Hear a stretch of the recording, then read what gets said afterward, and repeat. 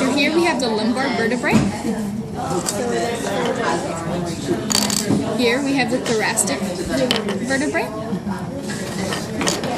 And here we have the cervical vertebrae.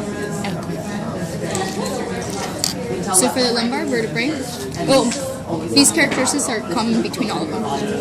So in the vertebrae, you have the body. You have a superior notch. You have an inferior notch. You have a spinous process that points out towards the back. You have the transverse process.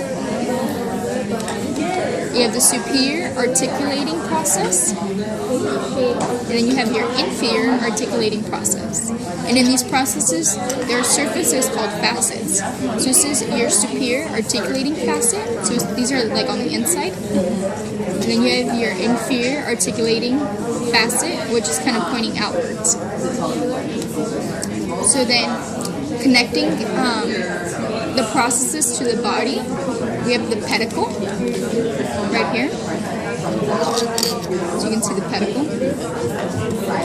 And then you have the lamina, which connects the process to the two processes. So you have your lamina and your pedicle. And these help form your vertebral arch right here. It's an arch right here. This is your intervertebral foramina. So this is where your spinal cord runs through. So I'm going to name out some different characteristics in between them. So the spinous process on the lumbar is kind of like stubby, kind of like a thumb. The spinous process in the thoracic vertebrae kind of points down at an angle. And the spinous process on the cervical is called the bifid spinous process because it has like a kind of like a little fork. It's bifid, so it's bi means two. And also in the cervical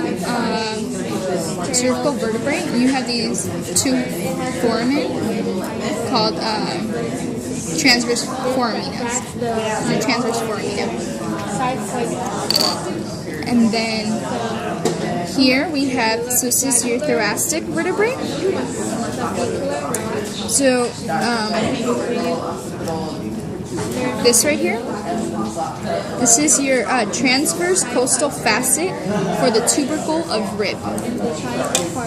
This one's a little bit big, but the rib sits like this. So the tubercle articulates right here. Oh, okay. And then right here, there's like a little ridge. I don't know if you can see it. Very tiny. That's called the demifacet. So it's a costal